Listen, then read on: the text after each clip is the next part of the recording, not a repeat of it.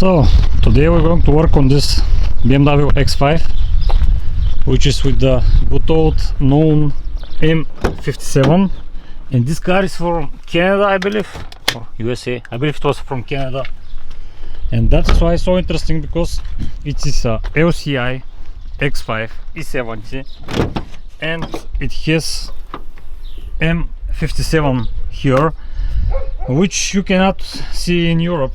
M57 can be seen on LCI X5s only on USA and Canada. This has a AdBlue, has different EGR system, but I'm going to show you a little bit later while I start disassembling. So this is the latest version of M57 ever made, and it's made only for USA and Canada. So it's going to be interesting to see what is going to be the difference with the Europe versions. So yeah, and I forget to say what is the main reason that this car is here. This car is here because of the good own issue of broken timing chain. It's kind of interesting because this car is bought from the owner brand new. He took it from the dealer brand new, and right now the car has 230,000 kilometers, not miles, kilometers. He have serviced it regularly, he didn't do anything wrong, but still at 230,000 kilometers this timing chain failed. Once again, guys, as I continue saying, you need to change your timing chains on 200,000 kilometers, no later than that. If you want to risk it, you're going to end up like this. So now we're going to push the car in the shop, and I'm going to start investigating what is the issues. Probably we're going to have once again bended camshafts, bended valves. Yeah, we're going to for sure remove the cylinder head, and we're going to see how bad it is inside. Okay, after the removal of the valve cover, let me show you.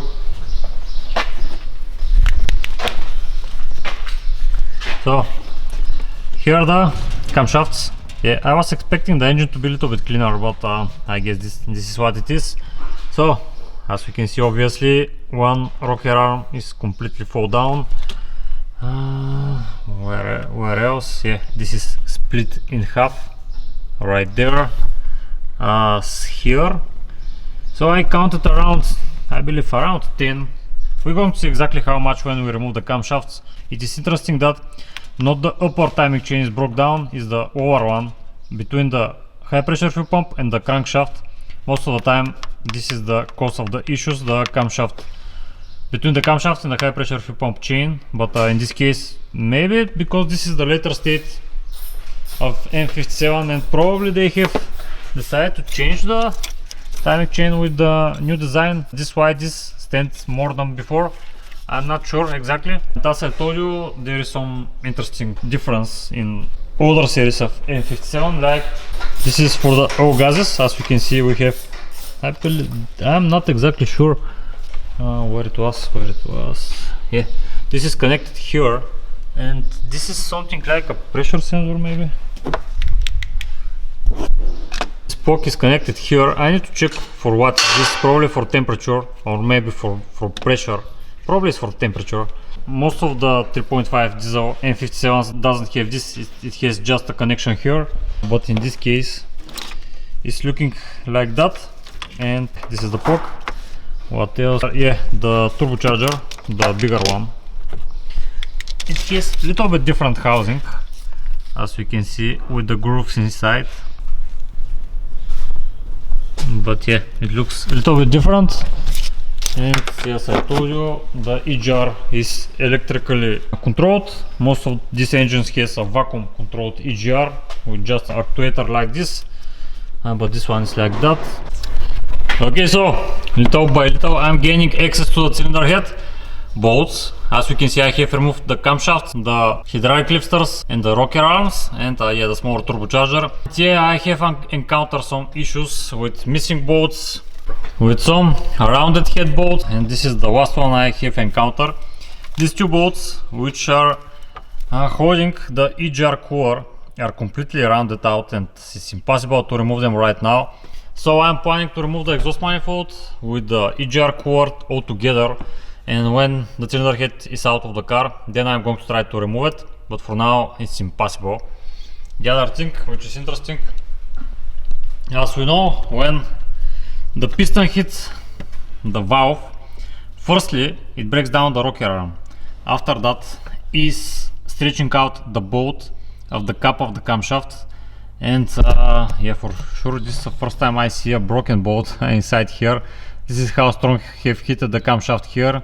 Even the thread has broke down from the head of the bolt. So yeah, I believe we're going to manage to remove this, but most of the bolts were loose because of the heat of the valves, which is pretty normal. So I'm going to continue. Yeah, I had some issues even with the threads on the bigger turbocharger. Here this thread is completely destroyed, so I'm going to need to figure out something, but for now I'm planning to remove the exhaust manifold with the head, and after that I'm going to see what I'm going to do with the turbocharger. Here are the camshafts. This is the camshaft gear, the guides, and this is the caps, of course. Here are this is the hydraulic lifters. Here is the rocker arms. I forget how many were broke down, but I believe 6 or 8, something like that, I believe. In the perfect case scenario, you're going to want to change all the rocker arms, all the hydraulic lifters, so to be 100% sure that the car is going to run as before. So we're going to discuss that with the owner. He's going to decide does he want to do that or not. If he doesn't want, we're going to change only the broken ones, and we're going to check the lifters. But once again, if it was my car, I was going to change everything. Okay, so little bit of update. As we can see, the cylinder head is out, and for sure I'm going to remove the engine for the assembly, because we are missing a lot of bolts and we have some broken threads, and I cannot fix them while the engine is inside. If the owner wants to do it properly, we're going to need to remove the engine. It's much more complex than the normal European 3.5 diesel because of the EGR system. It's much more difficult to remove everything, and yeah, he has an AdBlue, which is making the job a little bit harder for removing the DPF, but doesn't matter. I have checked all the pistons. They look all okay for now. I'm going to check them a little bit closer to see for any cracks or something like that, but I doubt there will be some. Let me show you the head. So as I told you, we removed the cylinder head with the EGR core because the bolts were totally gone, totally rounded up. So now I'm going to try to remove them along with the exhaust manifold. And here, let me rotate the head and show you how it looks underneath. Okay, so underneath the cylinder head, as you can see, pretty much you cannot see anything. They look all okay like that, but for sure, because of the broken rocker arms, yeah, here is a little bit opened up. As you can see, here is a little bit opened up. For sure we're going to have bended valves because of the amount of broken rocker arms. In first glance, it doesn't look so bad. So now, as I told you, I'm going to remove the exhaust manifold, the EGR core, and pretty much we're going to send the cylinder head to the machine shop. They're going to do their job. Hopefully they're going to straighten up the camshafts because they're going to be bended, 100% sure. And from there on, we're going to proceed. Okay, so the cylinder head is ready, is fully machined. In total, we had 4 broken valves. I believe they were exhaust ones. This is how much we have removed from the surface of the cylinder head. Yeah, the camshafts, they were bended for sure. And the other thing, which is a good idea to check when this happens. So 1 second to take out one, is to check the lobes of the camshaft, because I have seen these lobes to get out of their position, and by that I mean one of the lobes is going to be rotated respectively to the other one. And the easiest check you can do is to check are they in line 2 by 2, as you can see these 2 ones and the rest. So you need to check all of them, so to be sure that none of them have been rotated. So I have done this, all of them look okay. The camshafts are straightened up. One of it was really bended and we were suspicious that it's going to straighten up and it's not going to break, but it survived. So we're going to reuse the original ones from the engine. And pretty much now I'm going to prepare everything for installation of the cylinder head. I'm going to need to clean up a little bit the surface here. And yeah, I'm going to start reassembling things. Yeah, I'm going to remove the open. I still haven't removed the timing chain cover, and I'm going to remove it and I'm going to show you how everything looks like inside. Okay, so pretty much everything is disassembled except the oil filter housing. Yeah, I'm going to change the gasket here, and on the oil core, engine core, I'm going to ask the owner does he want to change this, because it's a recommended item that is good to be changed. we're going to talk about with him. So this is all the internals, timing chain internals. As we can see, this guide is broken. This also, where it was here a little bit on the back. So it's a little bit, yeah, it has some wear of course. And this is the main issue, the chain between the high pressure fuel pump and the crankshaft. So this was the main issue with this engine. And as you can see, the crankshaft pulley, the teeth, yeah, they have become a little bit more sharper of course, like on the high pressure fuel pump one, as we can see on the back, with all this curving with the chain. So for sure we are changing everything here, yeah, except these spokes which are covering the bolts. We are not going to change this because nonsense. And as usual, the timing chain cover has some fight scratches here, battle scratches, like all these engines when they broke down the chain, but it's still in good condition, so we are not going to change this for good, because you cannot change this without resurfacing the cylinder block, because this surface is not going to match your cylinder block deck. So pretty much now I'm going to clean up the surface on the top. I'm going to measure for curvage on the block, and I'm going to clean up the piston crowns to see for any damage. I highly doubt there will be some, but just to be on the safety side. Okay, so I have cleaned up a little bit the crowns of the pistons, and just want to show you something why this engine is so good. When you broke your timing chains, why you have only several valves bended most of the time, between 3 or 4 valves, and as we know this engine has 24 valves, and kind of strange that you're going to have only 3 or 4 of them.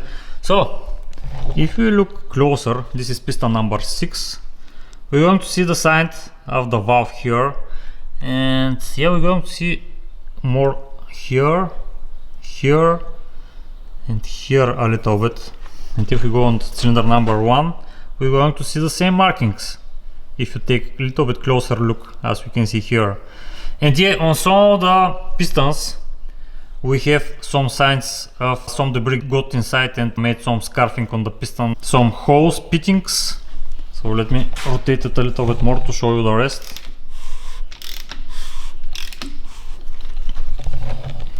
So as you can see here, we also have some signs of valves hitting the piston, and on cylinder number 2, once again, here, here, pretty much on all of them. Let me show you the other 2. So as you can see, once again, pretty obvious. Pretty much all of them have some signs that they have touched the piston. And once again, we have only 4 valves. And why is this happening? It's because of the cylinder head design. So on the diesel engines, BMW have decided that these valves, the design of them, are direct in front of the piston, and on petrol ones, I don't have the right words, but let's show you like that. So the valve is working like that, directly over the piston, and on the petrol ones, the valve is located like that. And when you broke down the timing chain, most likely you're going to have much more bended valves because of the design. But when the valve is designed like that, you're going to break down your rocker arms, not the valve. The rocker arms and the camshaft is going to take the damage, not the valves. And that's why most of the time we have a bended camshafts, not bended valves, because of the design. So that's why pretty much all the valves have touched the piston crowns, but still we have only 3 or 4 bended valves because of the design of the cylinder head, which is pretty cool. So now I'm going to continue with cleaning the surface of the cylinder block, and pretty much going to start reassembling the cylinder head. Okay, so while the engine is like this, I have talked to the owner about the bearings, and he decided that he wants to take a look how the conrod bearings are looking like, and let me show you. So we have removed 2 of them. So as you can see, they look in pretty good shape. So this is on a different cylinders. And if we look the other one, which is the one which takes the bigger load, still looks pretty decent, like a brand new one actually, almost. Yeah, it's going to be good to check the main bearings, but for some reason, for quite some time, I cannot order bolts for the main bearings. and that's why I don't want to remove them, because for some reason right now BMW is not selling them. I don't know why, but if we remove one of these main bearing caps, after that we're going to need to replace the bolts because they are one-time use, and when I cannot do this, is kind of risky job. That's why I don't want to do it. And by the looks of the conrod bearings, probably the main bearings are going to be in good condition, so yeah, that's why I'm not going to do and check the main bearings. And yeah, while I was here, I saw that there is small leak from the rear main seal, so to change this I'm going to need to remove the flywheel, and when doing this you're going to want to change the bolts of the flywheel, because once again they are one-time use. And yeah, just wanted to show you the bearings. And when I do the timing chains, I always recommend to the owners just to check at least two of conrods to be certain that the bearings are not going bad or something like that. And as I told you, this engine is only on 200,000 kilometers, so they look relatively good. And yeah, when I'm reassembling back the conrod caps, yeah, I'm going to use new bolts for them, because once again these bolts are one-time use. Okay, so the cylinder head is installed. Also the owner decided to change this oil cooler, engine oil cooler, because it's a good idea. If this fails, you're going to have some oil in your coolant, and if this happens, you're going to need to change all your hoses and the radiator and stuff. It's going to be really hard to clean it up. Yeah, the radiator probably you're going to clean it up, but the hoses, they are not going to be so reliable, so it's a good idea to change this oil cooler. Yeah, we changed the gasket here for the oil filter housing, and the owner decided to listen my advices to change all the hydraulic lifters plus all the rocker arms. Yeah, I have installed only 12 of them, just to show that I have installed new lifters. And yes, a lot of people are asking me, do I drain up the new hydraulic lifters and the old ones also when I remove the camshaft? Yes, I drain them even if they are brand new. So right now these lifters are drained up from oil and they can be squeezed, so I highly recommend this to be done. So once again, 24 new rocker arms, 24 new hydraulic lifters, and pretty much I am almost ready to install the camshafts, which are there. And yeah, we have a lot of OEM parts all over the place. Yeah, we are not using OEM rocker arms and hydraulic lifters, we are using Pina. This is the rocker arm part number. You're probably going to ask, what is the part number? Yeah, this is for the hydraulic lifters. This is the part number for the hydraulic lifters.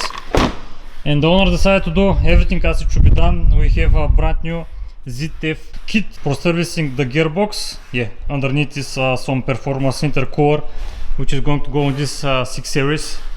It's once again M57, and this is some additional things we're going to change. This is the oils for the differentials. This is for the transfer case. So after tightening up the both camshafts, now I'm going to continue with the assembly of the timing chains. As you can see here, everything is going to be changed. Everything is going to be OEM, the guides, the gears. As you can see here, the 3 timing chains, I have opened up everything, but everything is OEM.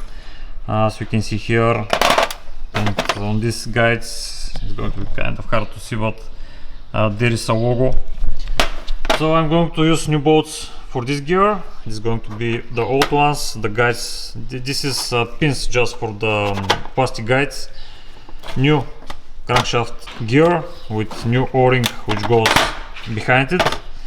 I took a new O-ring for this cap, which is covering the nut for the high pressure fuel pump, new gear for the high pressure fuel pump, new oil nozzle, really mandatory. And yeah, this is the tensioner. So now I'm going to install everything and I'm going to show you how it looks like. Okay, just to show you the timing chains, because now is the last time that I'm going to be able to do it, because now is the time to install the timing chain cover and everything is going to be covered. Yeah, this is the procedure. The upper timing chain is going to be held like this. Okay, so a little bit of update. I have pretty much closed up the engine, the rocker cover and the open is installed. We decided to change the crankshaft pulley, because the one which the engine head was pretty much cracked up, the rubber was cracked up.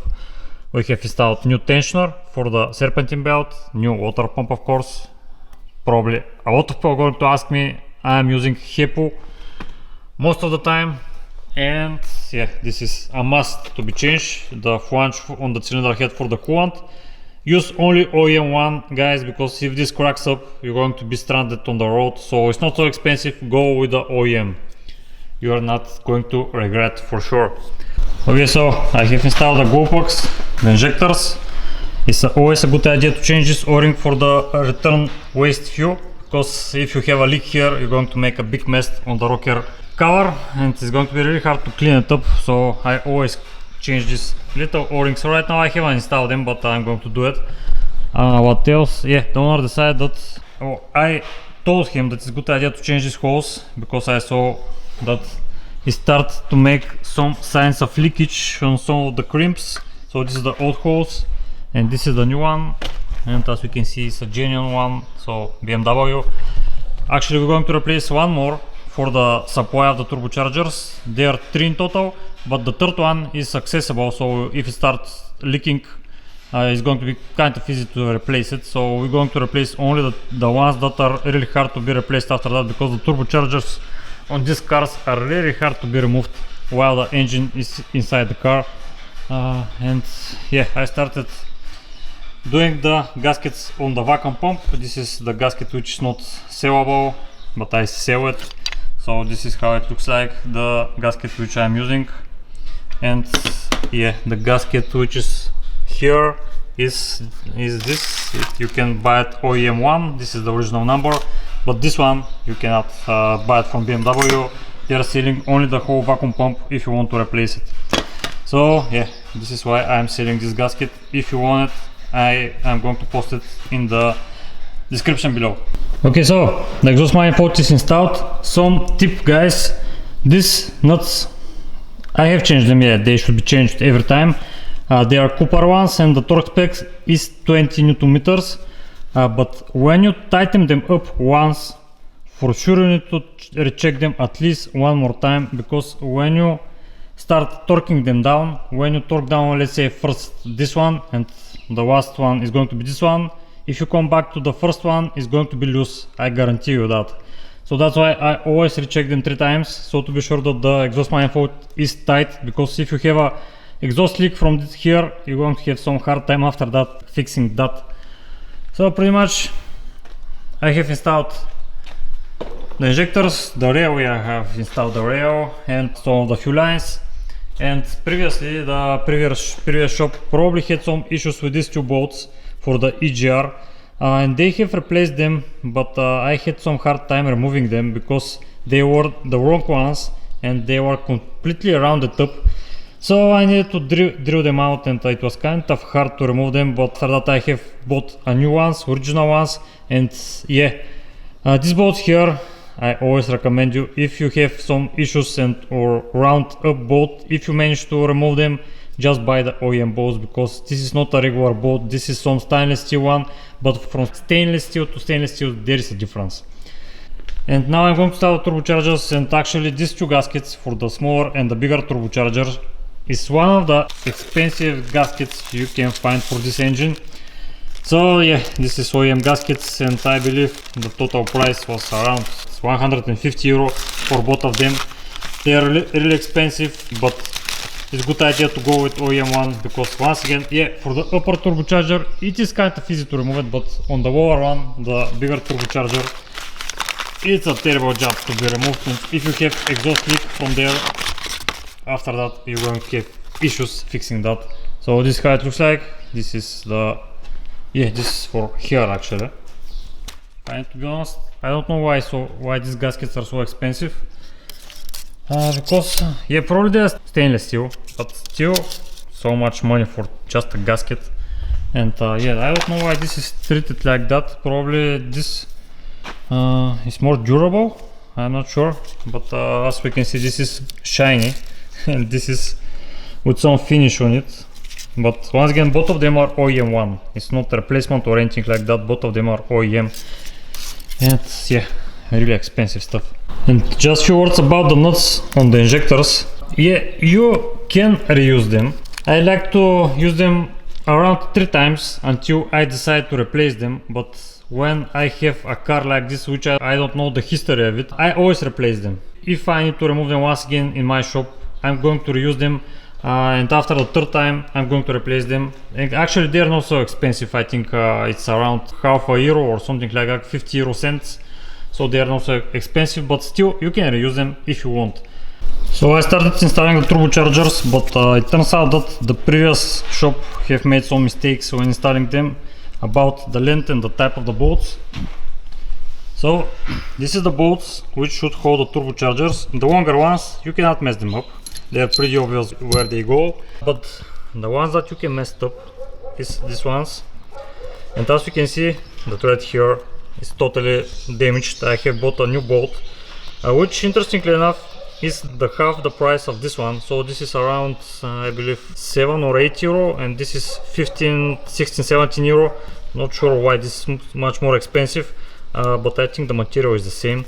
And yeah, you cannot use any type of bolt here. It should be the one from BMW, because if you put a regular bolt, after that you're going to have some issues removing it, and most of the time if you put a regular bolt it's going to undo itself and you're going to have some exhaust leak from there.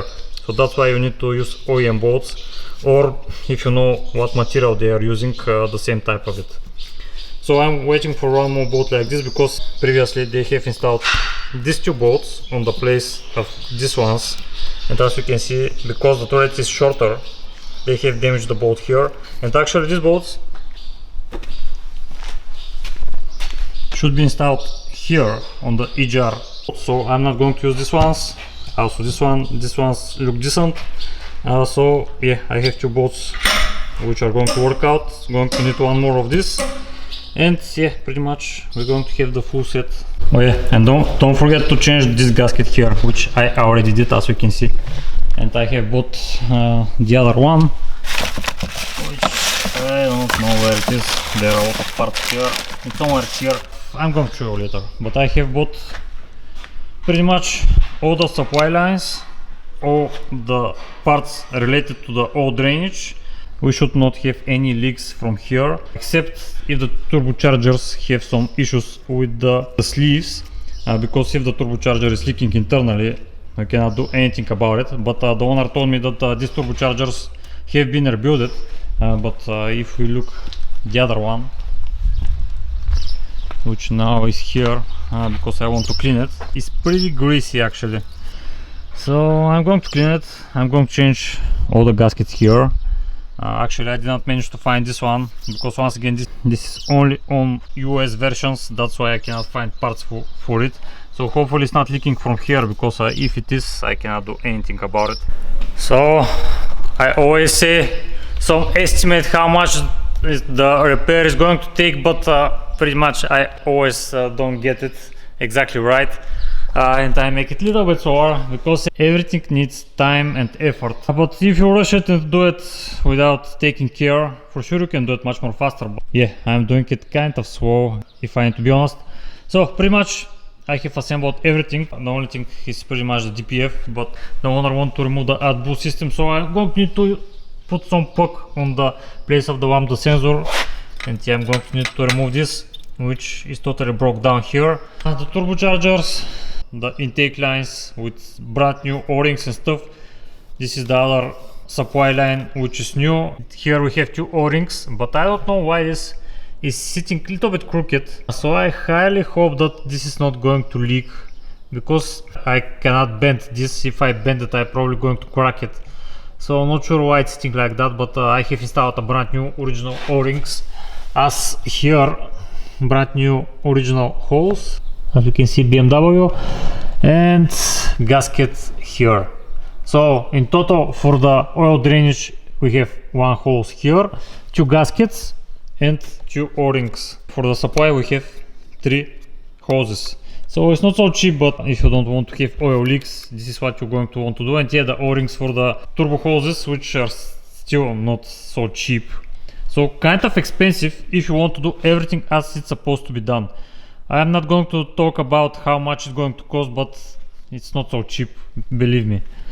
So yeah, the installation is installed. We were missing some of the bolts, so I have installed some bolts which I found out. There are two bolts here, one here, this is the original one. On the front, yeah, it's getting a little bit dark. On the front, the installation, the vacuum lines, the fuel lines, everything pretty much is installed. Yeah, I have checked the Gearbox, they seems to be okay, so I didn't change them. Actually, I wanted to change this pulley here, but it turns out that I cannot find it for some reason. Probably this USA version has some strange pulley which is not available. So yeah, I didn't manage to change it, and pretty much I'm almost ready. Yeah, I need to install this neck here for the oil, and yeah, I think I have routed the oil, the vacuum lines as they're supposed to be, hopefully.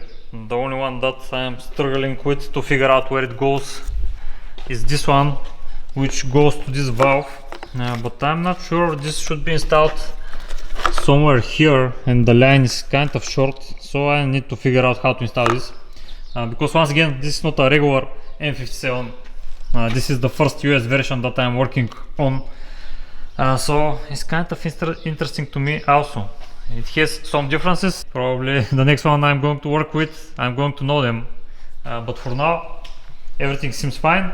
I have changed the rear seal. The next step is to figure out the DPF, of course, and after that to finally assemble it with the gearbox.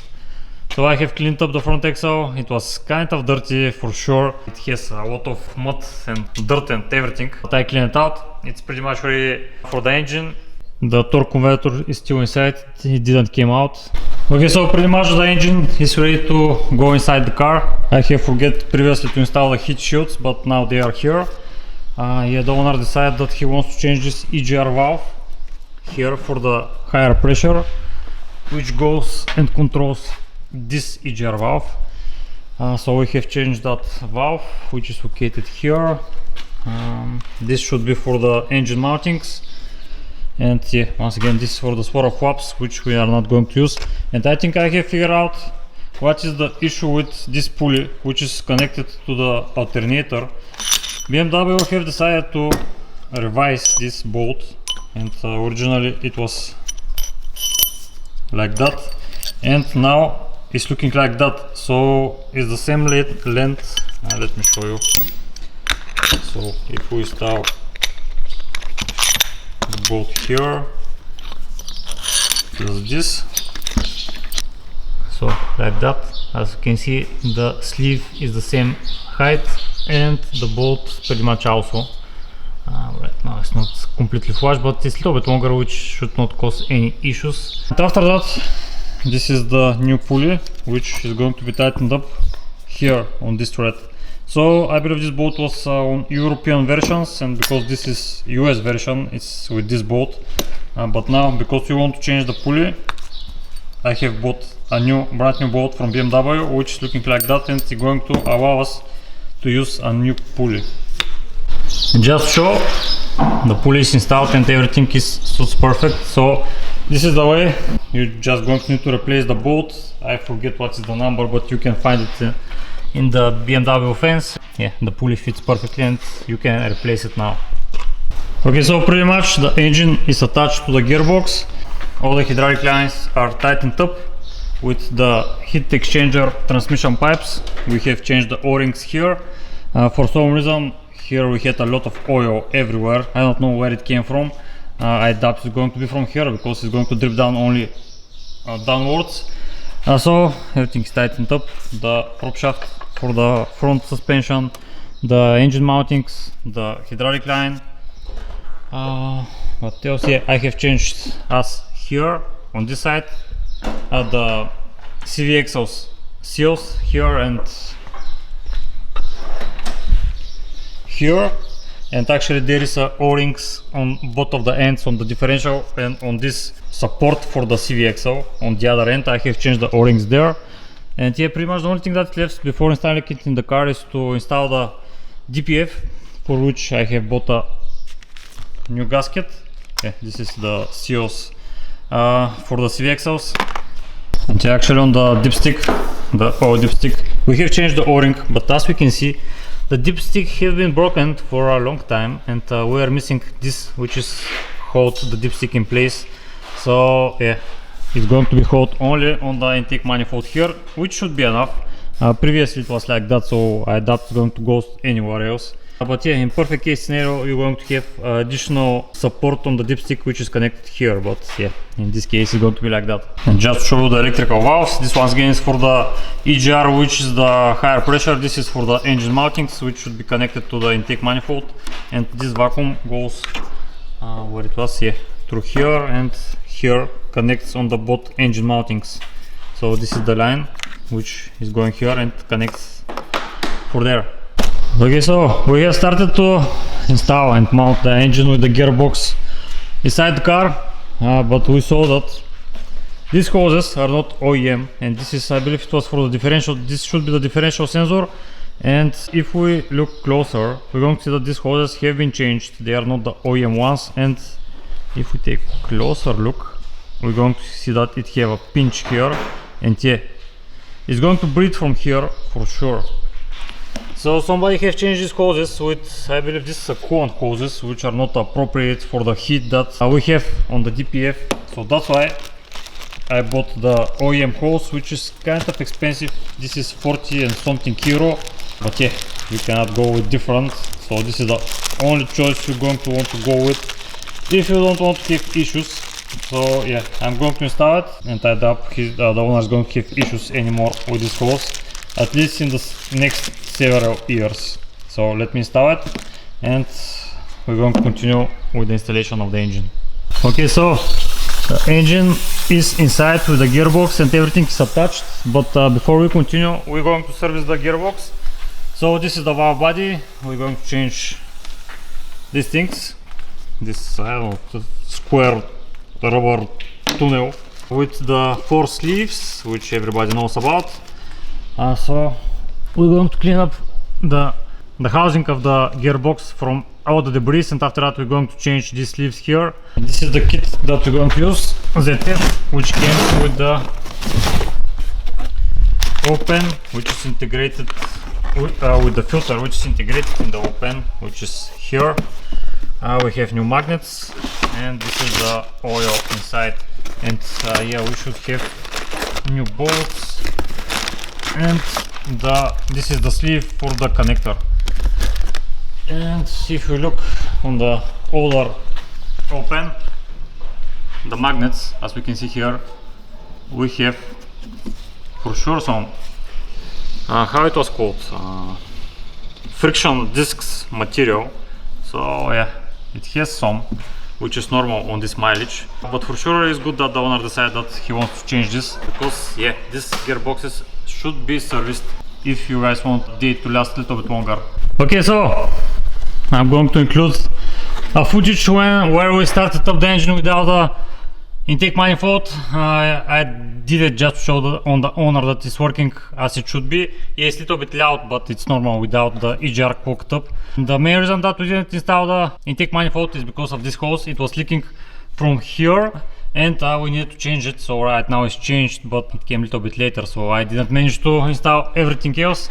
And here is the old hose. It was going to be cool if it was OEM, but I cannot find anywhere OEM one. Actually, I can find it, but it's going to be a 2-week order. So yeah, I'm taking the time of doing everything right, and yeah, I know the owner needs this car, so I'm trying to do everything as fast as possible. But if you want to check everything and be sure that everything is done as it's supposed to be done, it's going to take time, guys. It's not going to be fast, or if someone going to do it fast, for sure it's not going to do something right.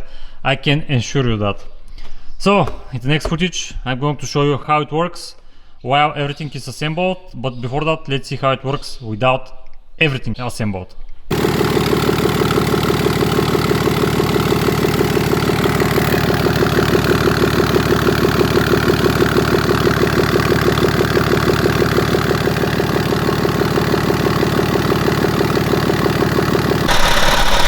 Okay, so the engine is running right now. We are doing the leveling of the gearbox. So in total we have filled the gearbox with around 8 liters. Yeah, right now not all the bottles are here because we have thrown away 2 of them, but in total we have put 8 because the kit came with 7 liters, but because we have removed the valve body, every time you're going to remove the valve body, you're going to need to add 1 additional liter. That's why it took 8 liters. Pretty much now we are waiting for the gearbox to get in temperature around 40 degrees. Yeah, this is the engine temperature. And meanwhile I am looking for some leakage, but for now everything looks dry without any leaks. So yeah, the engine sounds good. And after we do the oil level of the gearbox, I'm going to do a test drive and see how the car performs. But for now everything seems fine and the engine sounds healthy, as I like to say. So let's wait a little bit more for the temperature, and after that I'm going to show you in the end how everything looks like. Okay, so exactly 40 degrees. So let's see, is it going to drain any oil?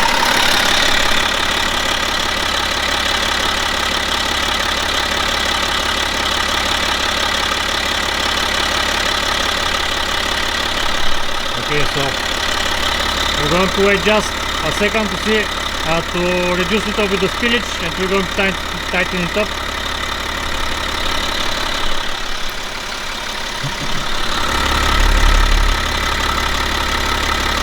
Okay, I have to go through all the gears before doing this.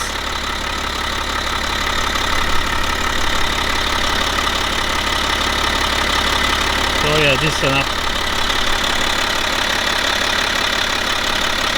So this is how we are doing the leveling of the gearbox oil level.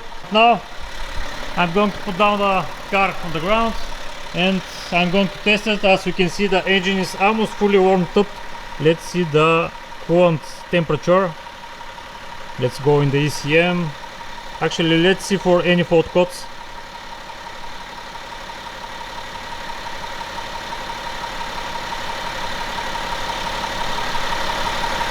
Okay, no fault codes for now.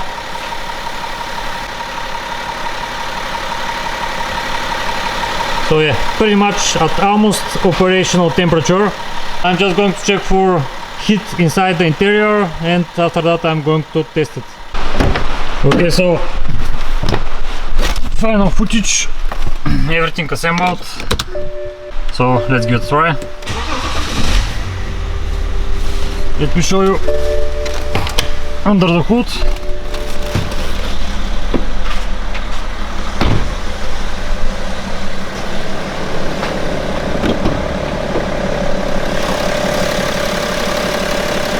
And it's running smooth in my opinion. So everything assembled, everything seems fine. I didn't saw any leaks. I have topped up the coolant, the hydraulic reservoir, the engine oil, so all the fluids are where they should be. Of course, the body differential and the gearbox. So pretty much one more M57 rescued from the junkyard. So okay guys, I'm going to end up the video here. As we saw, this was kind of usual procedure in our shop. So yeah, I guess the owner is going to be happy with the rebuilt engine, and hopefully it's going to last at least one more 150 to 200,000 kilometers before the next timing change up.